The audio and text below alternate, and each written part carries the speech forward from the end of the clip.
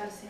Com es feia aparèixer eixos grans que picaven tant la pell i es provocava febre? Perquè pareixen basats i no tiren. Aquests humans han desenvolupat una substància... Vacuna. Exacte, que fa que ja no es causi aquests símptomes. No sé que han sigut capaços d'entrenar... El sistema immunitari. Això és. I ara ja no estic present en les classes de la senyor Ali, en el que m'agradava.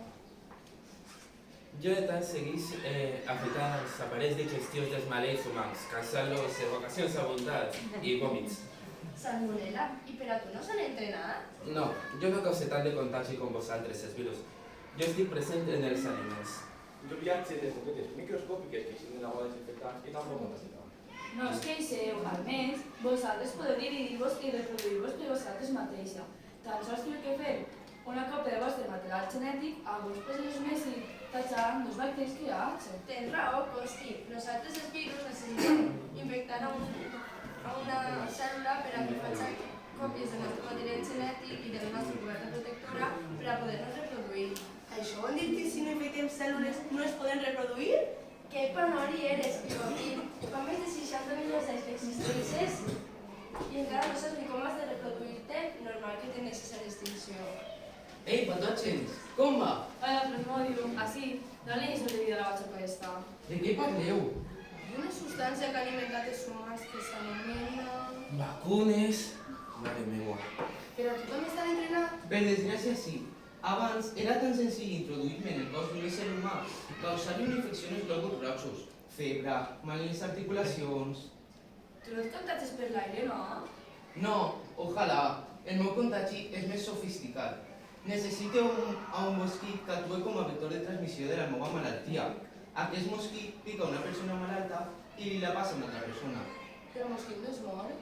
No, sols actua com a vector de transmissió. Tu has arribat a ser molt mortífer, no?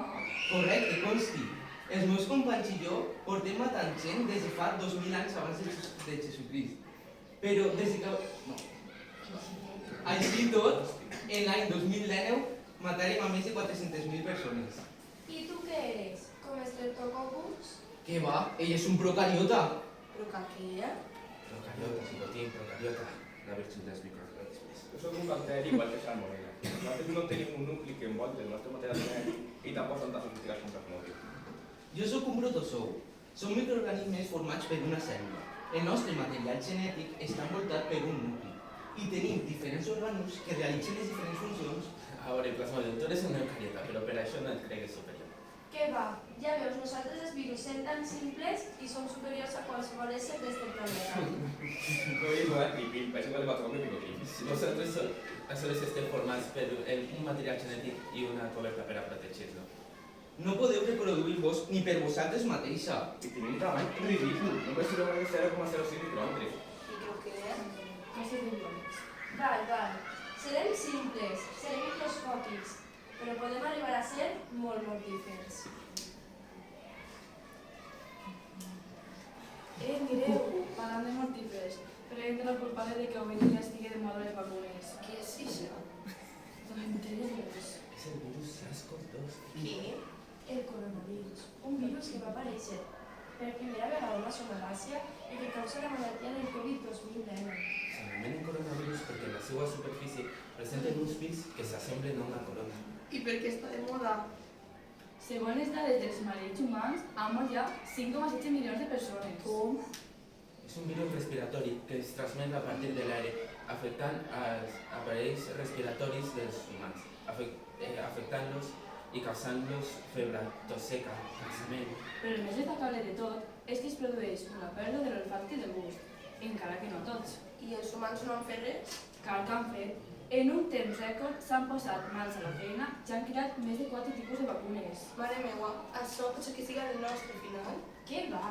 Nosaltres els virus sempre tindrem la capacitat de mutar i així intentar fugir de les vacunes inventades pels malalts humans. Mutar?